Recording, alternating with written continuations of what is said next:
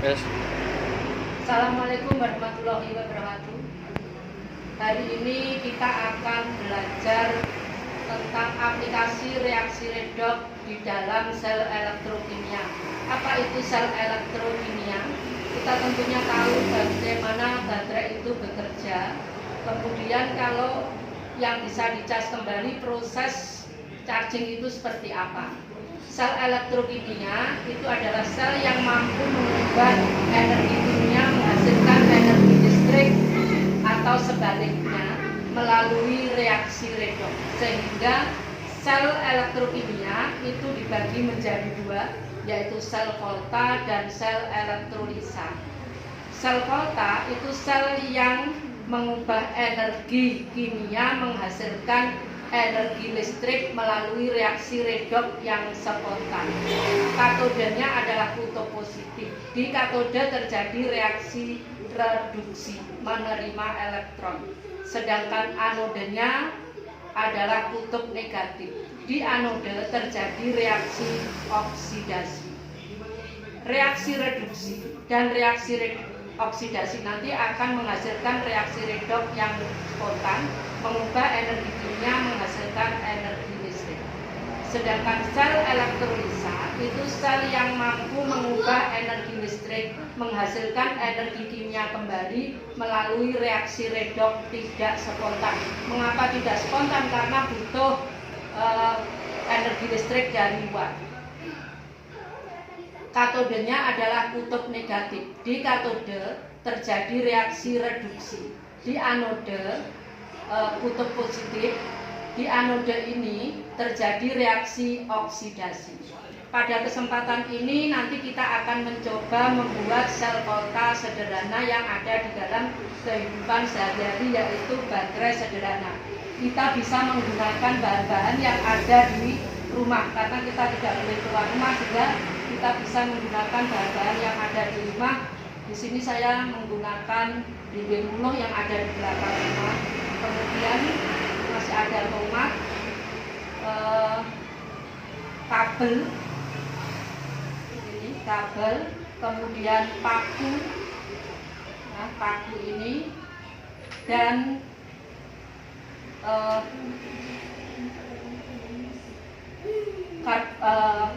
tembaga, kawat tembaga. Ini isinya dari kabel. Kabel kita potong sepanjang 25 cm, kemudian isolasinya kita buang sedikit sepanjang 1,5 cm seperti ini. Ini kita kaitkan yang satu dengan paku seperti ini, yang sebelahnya kita kaitkan dengan karbon sehingga diperoleh pasangan seperti ini. Kemudian ini kita buat, kalau kita mau ingin buat 8 sel, 1, 2, 3, 4, 5, 6, 7, 8. Nah, ini kita masukkan ke dalam belimbing puluh. Agar ini nanti tidak goyang-goyang, maka belimbing puluhnya saya masukkan ke dalam gelas. Fungsinya gelas ini nanti sebagai tempat elektrolit. Elektrolitnya apa? Di sini kita gunakan buah belimbing. Ini kita bisa ganti-ganti elektrolitnya, bisa pakai air bekas cucian, kemudian bisa pakai air kelapa, bisa pakai air garam. Nah, ini kita masukkan ke dalam elektrolit seperti ini.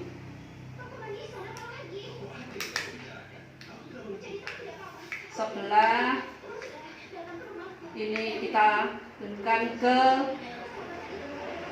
pakunya ke belimbing, kemudian tembaganya ke belimbing yang sebelahnya seperti ini. Kemudian terus seperti itu. Ini sudah paku, berarti gantian ini tembaga, kemudian ini tembaga, ini paku.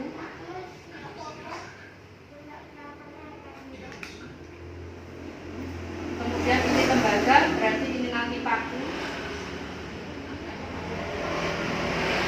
Ini sudah paku, berarti yang sebelahnya tembaga. Terus seperti itu.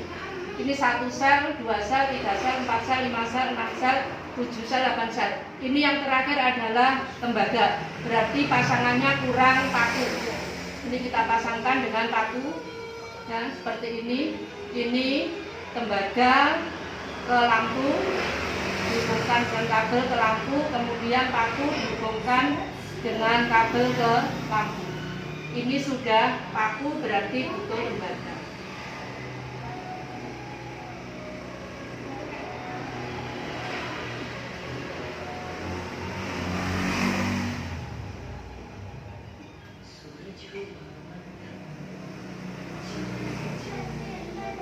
Nah, ini menyala.